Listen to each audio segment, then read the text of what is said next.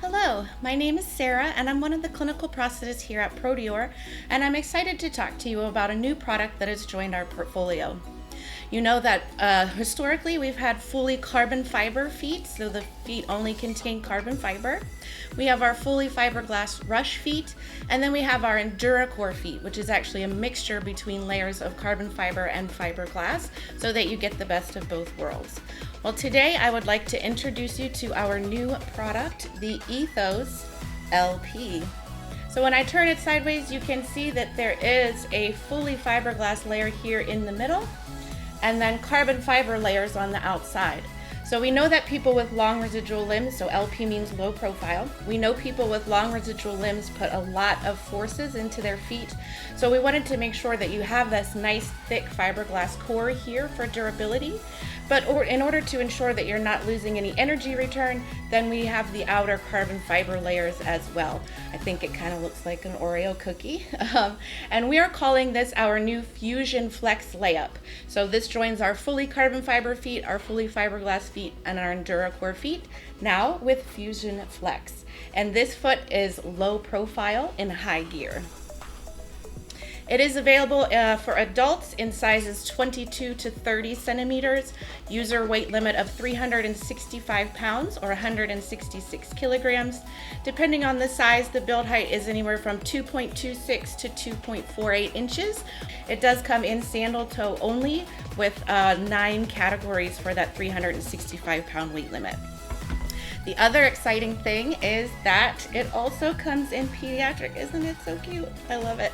So it comes in sizes 19 to 21 centimeters with a 132 pound or a 60 kilogram weight limit. The build height is 1.66 inches.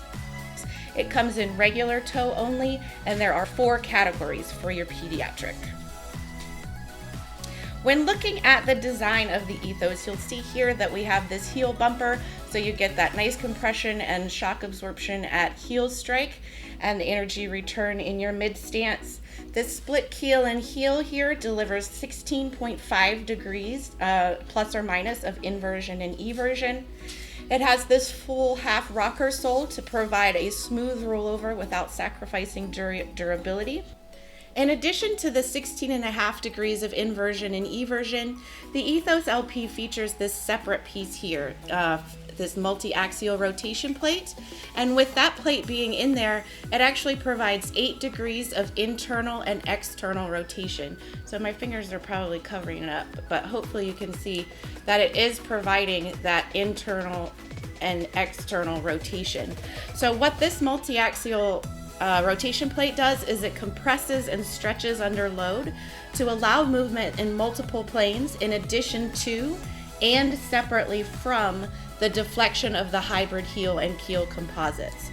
I do want to note that when you order one of these, if you do pull it apart here, you might be able to see there's a space here between this multiaxial rotation plate and the foot portion here, and that is a feature, not a bug.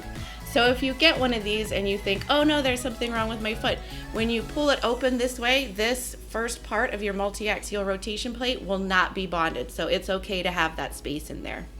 Your manufacturer recommended L codes are at an L5981 and an L5986. And with all of these components together, you're getting twice as much inversion and eversion as similar low profile foot products.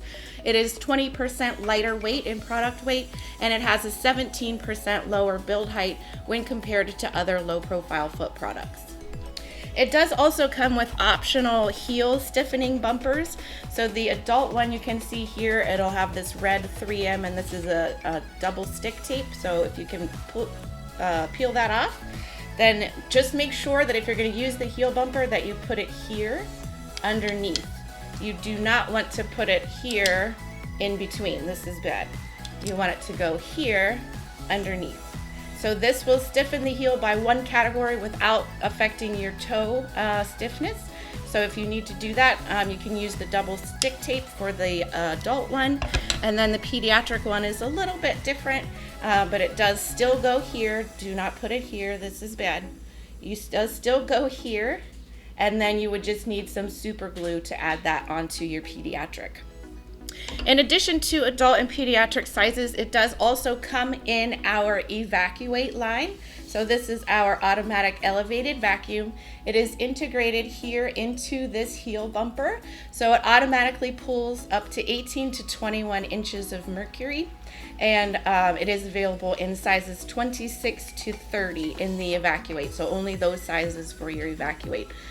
So this added elevated vacuum adds very minimal weight and does not add any build height. So it's a really convenient way to get your elevated vacuum to your patients without adding weight or build height to your prosthesis. For foot shells, for both the pediatric and the adults, we do have 4 colors. So it comes in light, medium, dark, or our newest color, which is jet black. So if you haven't seen our jet black foot shells yet, here they are, available in the adult and the pediatric sizes for ETHOS LP and our other feet. So let's go ahead and take a look at alignment.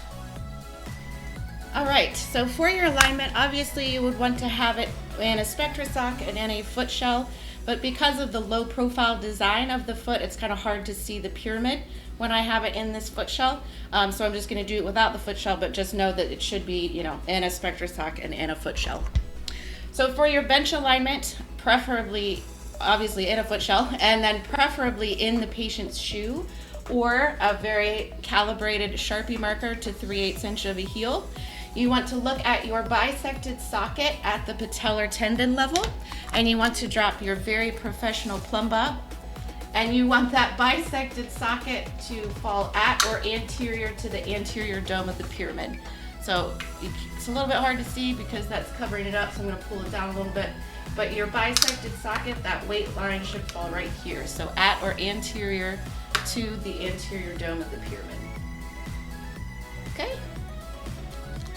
Then obviously you would go on and do your static alignment. You would want your weight line to be in that same spot, so at or anterior to the anterior dome of the pyramid, and then continue with your dynamic alignment. If you have any other alignment questions, you can always check the IFU. There's a lot of great information in there for helping with any alignment issues as well. So hopefully you guys try it out soon and you can put your low profile patients into high gear. Thanks.